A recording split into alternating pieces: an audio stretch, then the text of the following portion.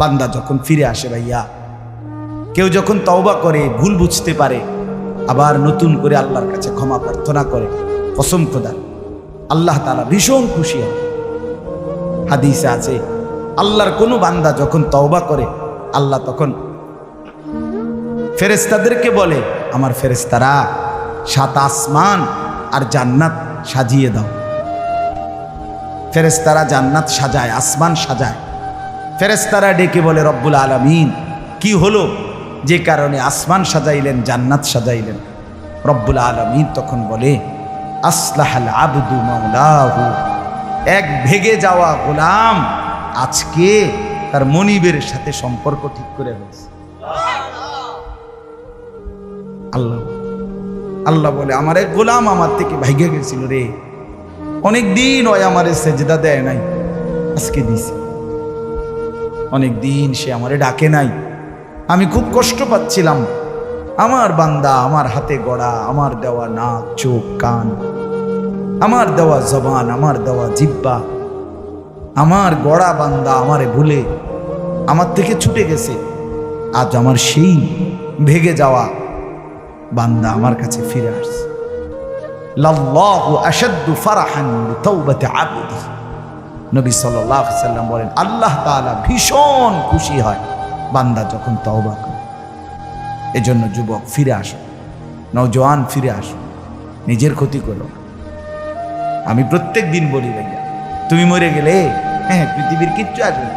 এই বন্ধুরা ধোকা ধোকা, একটা ফোলা ফাইন, তুমি মরলে খানা বন্ধ করতো না, কসম খোদা।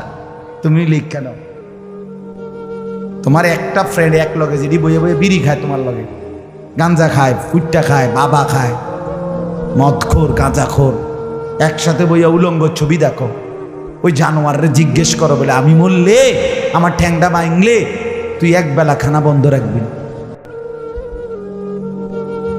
কথা বুঝেন নাই?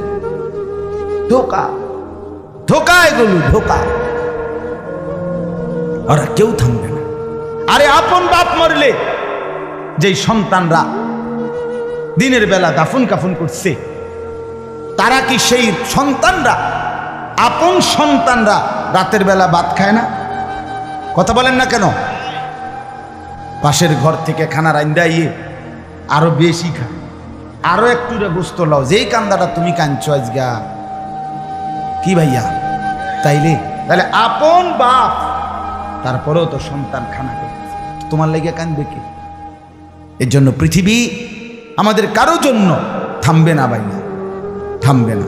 সামনের গাড়ি অ্যাক্সিডেন্ট করে, পেছনের গাড়ি অপেক্ষা করে না, পাশ কাইটা কাইটা চলে যায়। জ্যাম বাজ্যা গেলে আরো চিৎকার শুরু করে, আরে লোক মরে গেছে, আরে মরলে মরুক বেটা, রাস্তা ক্লিয়ার করতে কও। ঠিক কিনা বলেন না কেন? ধরে বেটা বেটা কেডা মরছে না মরছে বেটা, এর লেগে বুঝি মানুষের রাস্তা আটকায় রাখবে, মানে এই যুক্তি দেখা। তাহলে কেডা মরছে না মরছে মানে তোর মতো এক মানুষ মরছে। ঠিক কিনা বলেন না?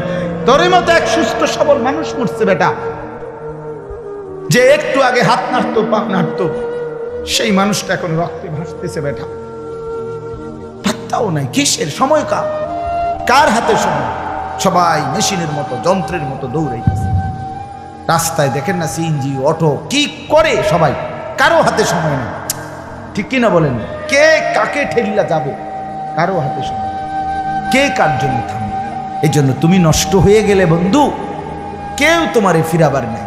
তোমার জন্য ভাববে কেউ, ডাকবে কেউ, কাঁদবে কেউ নাই। আরে আপন মা বাপের তো খবর নাই এখন। আপন বাপ সাইয়া রইছে, দেখে তার ফুতে আজকে 6 বছর 9 বছর এক ওয়াক্ত নামাজ পড়ে না, এবড়া বয়ে বয়ে বিড়ি খায়, বন খায়, চা দিয়া ভিজাইয়া খায়। এবারটার মাইছ না সেইটার নামাজ পড়লে পড়ছে, না পড়লে রাতের ব্যাপার। বাবুরে টেহা দাও দিছে, টাকা দিলে খালাস।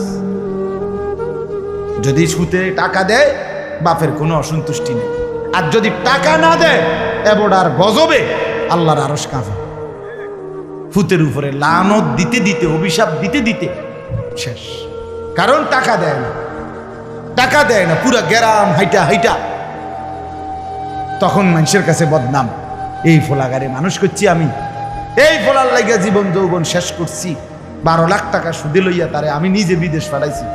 কত বড় নেয়ামতের কথা। বেশরম মানুষ সুদে টাকা লই আবার মানুষের দ্বারে কও এত বড় হারাম কইরে আবার কইতেছ, হ্যাঁ 12 লাখ টাকা দিয়ে ফোলা বিদেশ ফাড়াইছি আমি, কিস্তি লইছি আমি, সুদে লইছি আমি, আর অন ফোলাগাও একটা টাকা দেয় না। তার মানে সম্পর্কটা হয়ে গেছে এখন টাকা পয়সার ভিত্তি। আখেরাত কোথায়? আখেরাত কোথায়? আমার মা বলছিলেন, আজীবন আমার আব্বা বলতেন, আলহামদুলিল্লাহ আমার আব্বা, আমরা 5 ভাই মাদ্রাসায় পড়ছি, 5 ভাই আলেম হয়েছি। আব্বা আজীবন বলতেন, আমার স্বপ্ন আমার ছেলেরা 5 জন আলেম হবে, আমার কবরের পাশে চারদিকে আমার ছেলেরাই দাঁড়াবে। এই বছর আমরা ঈদের 2 দিন পরে বাবার কবরের সামনে মসজিদে গ্রামে মাহফিল করছি।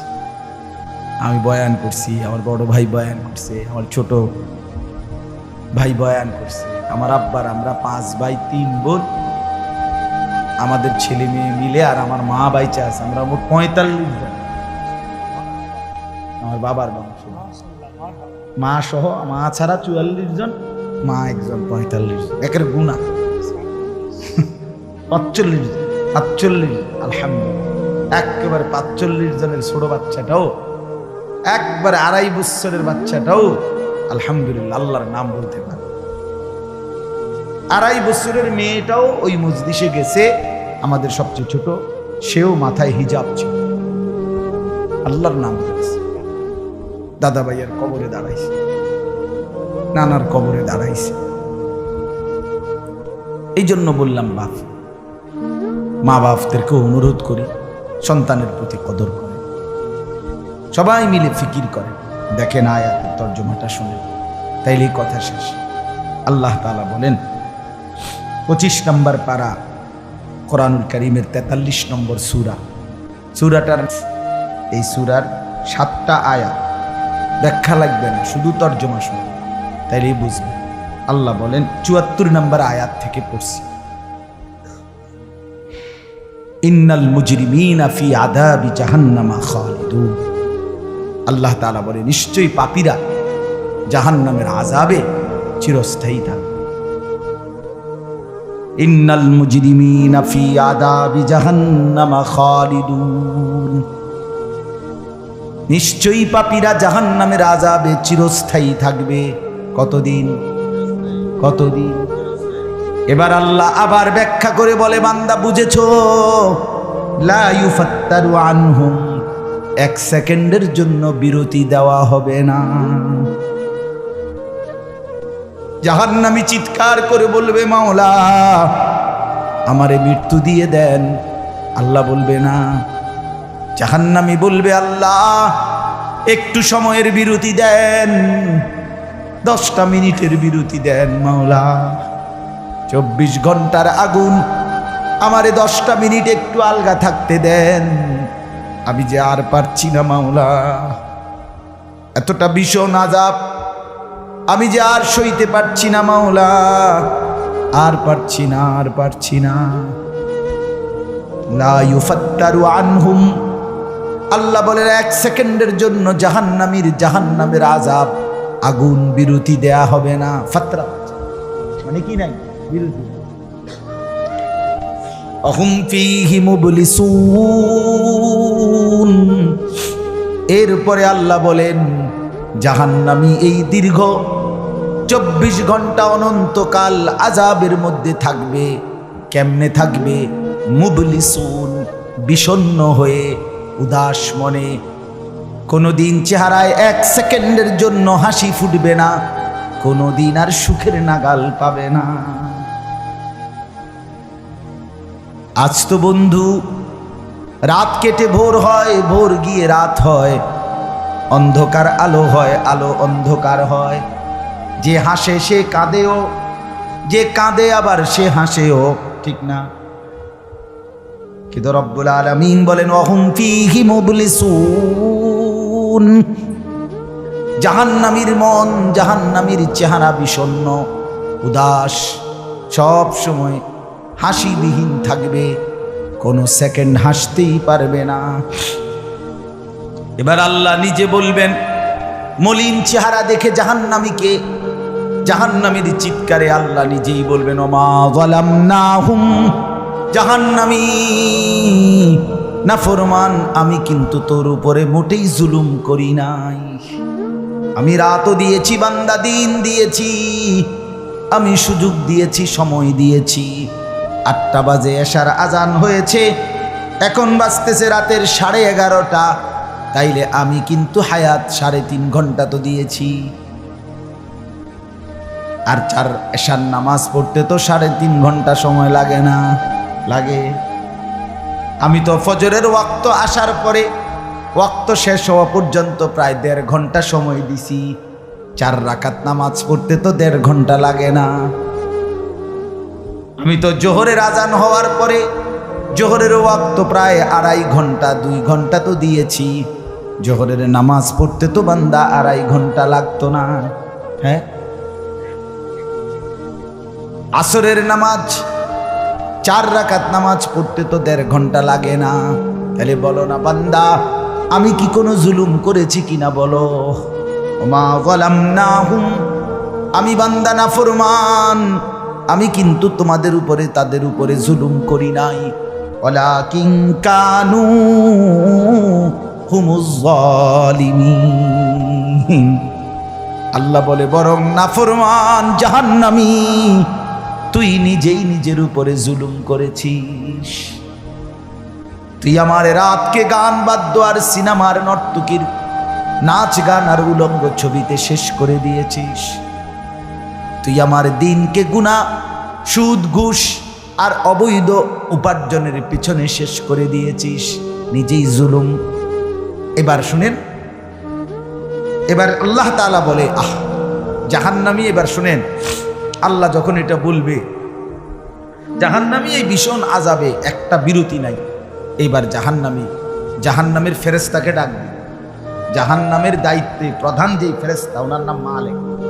ওনার নাম কি? মালিক ফেরেশতা। এই কোরআনে ওনার নাম ডাইরেক্ট এখানে আছে। জাহান্নামী বলবে ওয়ানাদাউ ইয়া মালিক লিয়াকদি আলাইনা রাব্বুক। ওহো, আল্লাহ বলে জাহান্নামীরা, জাহান্নামের ফেরেশতা মালিককে ডাক দিবে, ইয়া মালিক, হে মালিক শোনো না। ফেরেশতা একটু শোনো না।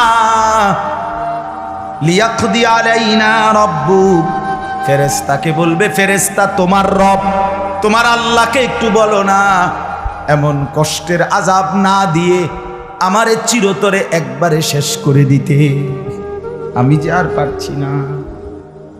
লিয়াকদি আলাইনা রাব্বুক, বলো না ফেরেশতা, তোমার মাওলাকে বলো না, তোমার রবকে বলো না আমারে একদম শেষ করে দিতে, আমারে মৃত্যু দিয়ে দিতে, আমি যে আর পারছি না। কেমনে সইব এত গরম, কেমনে সইব এত আযাব?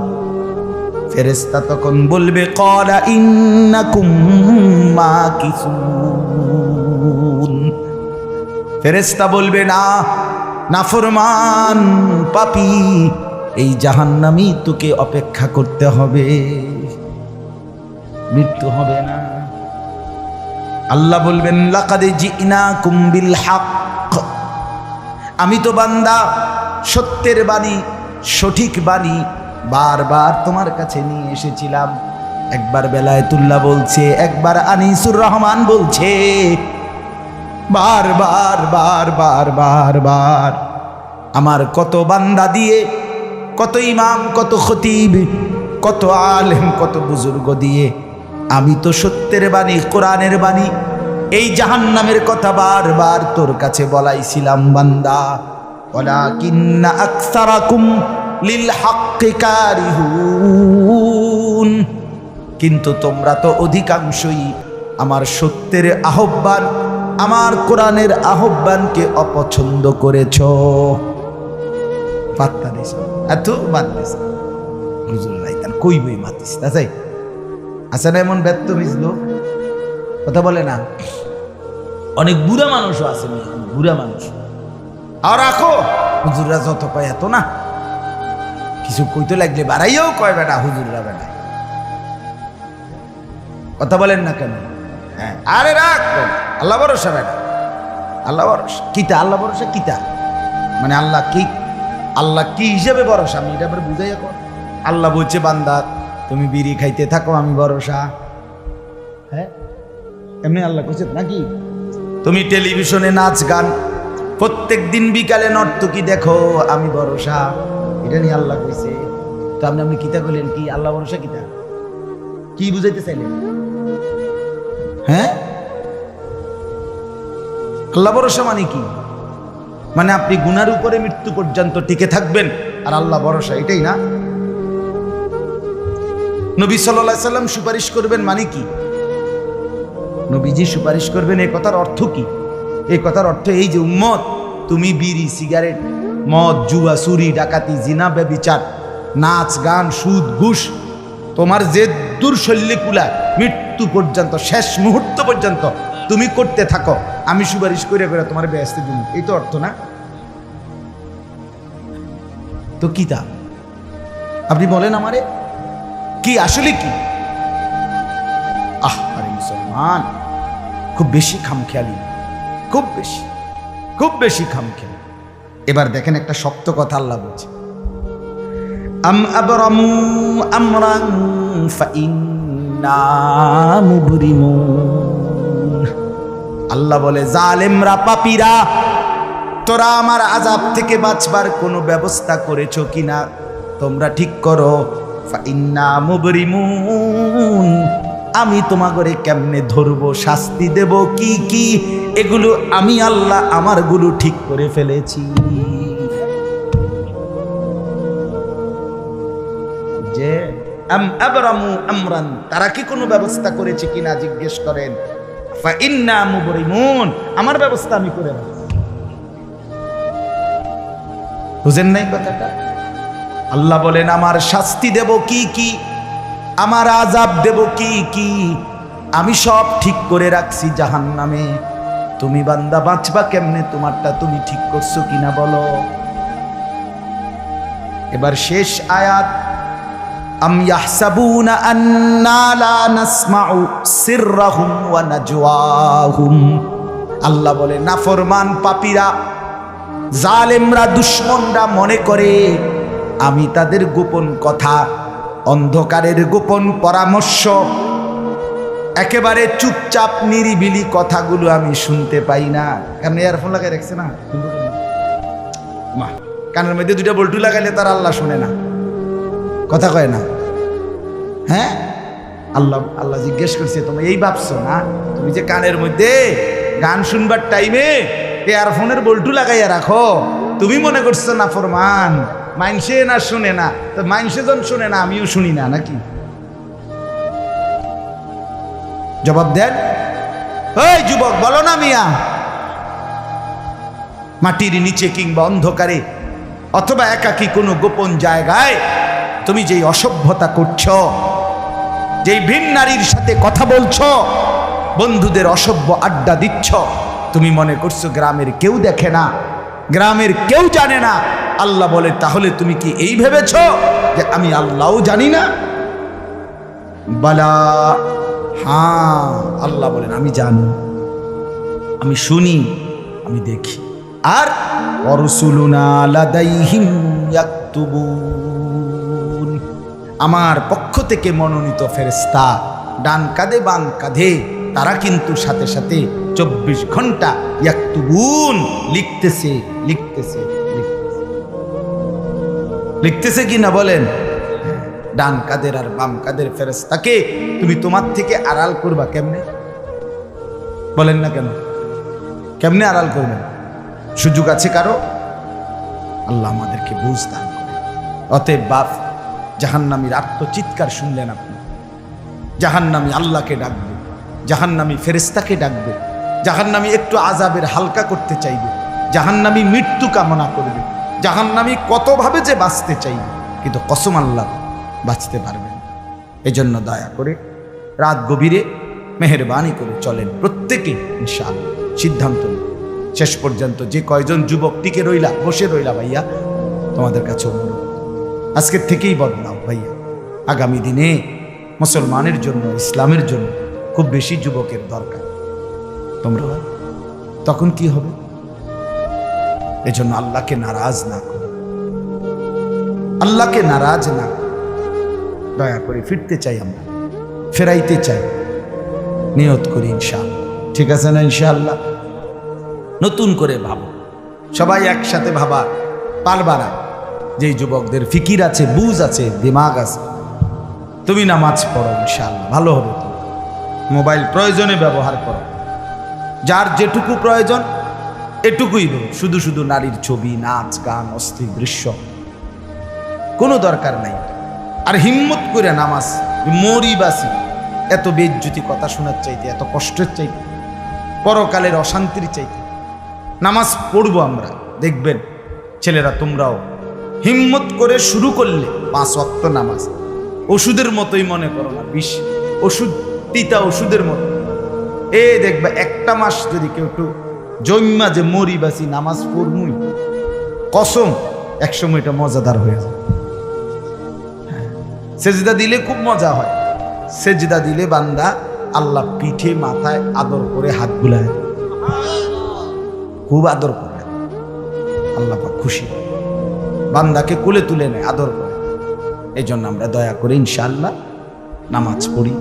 পর্দার আড়ালের মা বোন যারা আছেন, মা আপনি যদি বেপর্দা হন, আপনিও শেষ হইলেন, এলাকার ছেলেগুলোকেও নষ্ট করলেন। একজন বেপর্দা নারী শুধু নিজে গুনাহগার, সে অসংখ্য মানুষকে পাপে অংশগ্রহণ করায়। এই জন্য একজন বেপর্দা নারী সে সরাসরি জাহান্নামের ফেরিওয়ালা। সে কিসের ফেরিওয়ালা? জাহান্নামের ফেরিওয়ালা। সে জাহান্নামের ফেরিওয়ালা, আগুনের ফেরিওয়ালা। কারণ সে তো তার রূপ যৌবন দেখাইতেছে, ফেরিওয়ালার মতো পিছনে পিছনে ডাকতেছে অসংখ্য যুবককে, দেখো আমাকে, বরবাদ করো নিজেকে, বরবাদ করো নিজের চরিত্র, বরবাদ করো নিজের কবর, বরবাদ করো নিজের আখেরাত। তাহলে সে গুনাহের ফেরিওয়ালা, সে জাহান্নামের ফেরিওয়ালা, সে অসভ্যতার ফেরিওয়ালা। এই জন্য একটি সমাজের মধ্যে সবচেয়ে নিকৃষ্ট বেপর্দা না, বেপর্দা না। আল্লাহ তাআলা আমাদের মা বোনদেরকেও হেফাজত। আজকের মাহফিল যে যুবকরা সাজাইছে, আল্লাহ তাআলা সমস্ত নওজওয়ানদেরকে কবুল করে। বাস্তবতা হইল আসলে 4-5 মাস, মেইন শীত সিজন 4 মাস, 5 মাস। এখন 5 মাসে যদি 30 দিন করে হয়, তাহলে হইল 150 দিন। যদি প্রতিদিন 2টা করে মাহফিল দিতে হয়, দেওয়া যায়, তাহলে 300 মাহফিল মনে করে। এখন মাহফিলের কাগজ আমার গাড়িতে এখনো আছে, মনে মনে কমপক্ষে 1,500-2 হাজার এটি আমি ফরে রয়েছে ব্যাগ ভরা এতটি কাগজ। আর আমি কি করতে পারি? কেমনে দাও, কিভাবে দাও? আচ্ছা, সারা বাংলাদেশ তো নবীনগরকেই বলে, ঠিক না? বাংলাদেশ মানে তো নবীনগর এমনি বলে। সারা দেশ থেকে এই মাহফিল নিয়ে কাবজাব, কত মানুষের আবেদন, অনুরোধ, কাকুতি মিনতি। এরপরও আমাদের এই মুফতি বেলায়েতুল্লাহ সাহেব এবং আমাদের এই নবীনগর এসআর মসজিদের ইমাম মকবুল ভাই, মৌলানা মকবুল সাহেব, এরা সবচেয়ে বেশি মাহফিলে কম না। আলহামদুলিল্লাহ, আমি চেষ্টা করছি, ওনাদেরকে অনেকগুলো মাহফিল দিচ্ছি, আরও দেওয়ার ফিকির আছে, কিন্তু আসলে সময় একদমই অল্প। মূলত খুব বেশি ডেট নাই, কুলাম যায়। এই জন্য এই সময় দিতে হচ্ছে। ওই ভাই ইমাম সাহেব অনেক অনুরোধ করছে, আমারও মনে আছে, ওখানে বারবার বেশি অনুরোধ করছে। এই জন্য যাক, আল্লাহর দয়া আশা হয়েছে। আমি আপনাদের জন্য দোয়া করি, আপনারাও আমার জন্য দোয়া করবেন। আল্লাহ তাআলা আমাদের সবাইকে মিলে মিশে দ্বীনের কাজে অংশগ্রহণ করার তৌফিক দান করেন। আমিন।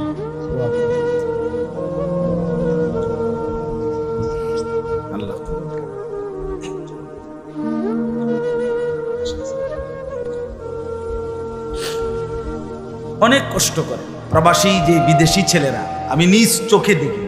এইবারও আমি উমরায় গেছি, যে রমজানে, এই রমজানে আমি প্রবাসী ভাইদের রোমে রোমে গেছি, বয়ান করছি।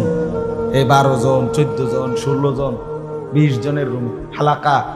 এবার বেলা যে হালাকা কাকিয়া, হ্যাঁ, ওখানে গিয়ে বয়ান করছি। এবার এই আমগো প্রবাসী বাংলাদেশি ভাই, আর এই অনেক কষ্ট করে 12 ঘন্টা 14 ঘন্টা ডিউটি করে। হ্যাঁ, এরপরে আপনার এই ছোট্ট একটা রুমের মধ্যে 14 জন 16 জন একসাথে ঘুমায়, নিজেরা রান্না করে খায়, নিজেরা খায়। ঠিক আছে, কথা হবে ইনশাআল্লাহ। হ্যাঁ, এই জন্য এরা অনেক কষ্ট করে। এই কসবার এক ছেলে, আমি এক মাস এবার আমার এইবার রমজানে জড়ায় ধরা আমার কানছে অনেক, বিদেশ মক্কায়। ছেলেটা আমারে বলতেছে, হুজুর আমি 8 বছরে আজকে বিদেশ করি, এই 8 বছরে কোনোদিন এই বিদেশে একজন ভালো ডাক্তার কোনো শরীরে কোনো রোগ সুখের জন্য দেখাইনি। কয়েকজন ডাক্তার যদি দেখাই তাহলে হেরার যে ওষুধ টষুধ দিবে আমার 15-20 হাজার টাকা চলে যাবে খরচ। কয় তাইলে আমি বাড়ির টাকাটা পাঠামু কেন? কয় এই জন্য ব্যথা বেদনার একটা ট্যাবলেট খাইয়া কইরা থাকি হুজুর, আর এই কলজার মধ্যে জমাইয়া টাকাগুলো সব বাড়িতে পাঠাই। ছেলেটা আমারে খুব কাঁদছে, আমার পোলাটার কথা মনে হয়। সে আমারে বলছে, হুজুর আমি আজকে 8 বছরে কসম আল্লাহ, কয় এই মক্কায় বলতেছি, কয় সুখ নিজের আনন্দ বলতে কি জিনিস আমি আজকে 8 বছরে কোনোদিন দেখিনি। সবটা দিয়ে দিছি পরিবারের জন্য, মানে বাড়িতে, শুধু কোনো রকম মানবেতর কোনো রকম মানে কোনো রকম জিন্দিগিটা কাটাই, বিদেশে পড়ে আসি আমি। কিন্তু এরপরে বাবা এতটা কষ্টের টাকা পাঠাবার পরে যেই স্ত্রী, যেই বিবি বাজারে বাজারে ঘুরে, বেপর্দা ঘুরে, মোবাইলে সারা দিন রাত পড়ে থাকে, স্বামীর পবিত্র আমানত, নিজের ইজ্জত, নিজের সতীত্ব নষ্ট করে, পরকিয়া, ভিন কোনো পুরুষের সাথে অবৈধ কোনো সম্পর্ক করে, তার মতো অসভ্য, নির্লজ্জা, বেহায়া, অসভ্য নারী আল্লাহর জমিন আর কেউ হইতে পারে। তোর জন্য বেটি, তোর ছেলেটার জন্য, বাচ্চাগুলোর জন্য এই ছেলেটা, এই পুরুষটা আজকে 6টা বছর, 8টা বছর, 12টা বছর বেটা বিদেশের জমিনে পড়ে আছে, আর বিনিময়ে তুই নিজের জিন্দেগি নষ্ট করে দিলা, স্বামীর পবিত্র আমানত নষ্ট করে দিলা তুমি। এই জন্য দয়া করে, আমার কথাটা যদি একটু শক্ত হয় মাফ করে দিয়ে আমার, কিন্তু প্রবাসীর বিবিদেরকেও বলি, বোন দয়া করে নিজের ইজ্জত, আব্রু, সতীত্ব, নিজের চরিত্রের হেফাজত কষ্ট করে হলেও, আপনার জন্য স্বামী বেচারা কষ্ট করে, আপনিও তার জন্য কষ্ট করেন, মিলেমিশে সবর করিলে, চরিত্রের হেফাজত করিলে একদিন দুইজনই জান্নাতি হবে। ছেলেরা যারা তোমাদের বাপ বিদেশ, তোমরাও ভাইয়া একটাবার দেখে আইসো কি কষ্ট করে। এই জন্য দয়া করে কষ্টের এই রক্ত পানি করার টাকা শুধু শুধু মোবাইল টিপ্পা, উলঙ্গ ছবি দেখা, নর্তকীর নাচ গান দেখে ভাইয়া নষ্ট করো। এত বড় জুলুম বাপের উপরে কইরো না, আল্লাহ সইবেন। এত বড় জুলুম কইরো না, একদিন তুমি কষ্ট পাই, একদিন তোমার উপরে এই মুসিবত আসবে। আল্লাহ আমাদের ছেলেদেরকেও হেফাজত করেন। মসজিদের কাজ আমি নিজেও দেখছি, আলহামদুলিল্লাহ মসজিদের কাজ চলতেছে। দয়া করে সবাই মিলে মসজিদের দিল খুলে দান করবেন। মনে রাখবেন হাদিসের মধ্যে আছে, আল্লাহ নবী সাল্লাল্লাহু আলাইহি সাল্লাম বলছেন, ইসরাফিল যখন ফু দিবে কিয়ামতের দিন সব কিছু ধ্বংস হবে, হবে কি না? কথা বলেন না। ইল্লাল মাসাজিদ, নবীজি বলছে মসজিদ ব্যতীত। ইসরাফিল ফু দিলে আসমান, জমিন, চন্দ্র, সূর্য, ঘর বাড়ি, দালান, বিল্ডিং, পাহাড়, নদী সব চুরমার হয়ে যাবে, মসজিদ ভাঙবে। বোতলে মসজিদ কি হবে? এক মসজিদ আর এক মসজিদের সাথে লাগবে, মিশবে আর কি। মিশা সব মসজিদ কাবা ঘরের সাথে মিলবে, একসাথে আল্লাহর ঘর কাবা সহ একসাথে সবগুলো জান্নাতে চলে যাবে। এরপরে এই জন্য মসজিদের দান যে করলেন, আপনি মসজিদে টাকা পয়সা দান করলেন, যে এই মসজিদ আপনি বেশ দিকে দেখবেন, আর এই যে আমরা গ্রামে মসজিদ, বুঝেন নাই? এই জন্য মসজিদের দান শেষ হয় না, মসজিদের দান কি হয় না, শেষ হবে না। আপনি দিয়ে যাবেন, এ আগে দিছেন আবার দিবেন, সামনেও দিবেন, ঠিক আছে ইনশাআল্লাহ। সবাই সহযোগিতা করেন। ভবিষ্যতেও ছেলেরা তোমরা নিজেদের এই মাহফিল আন্তরিকতার সাথে মিলেমিশে চালু রাখো, চেষ্টা করবা।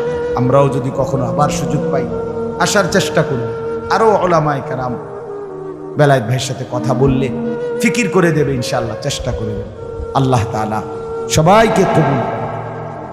আলহামদুলিল্লাহ।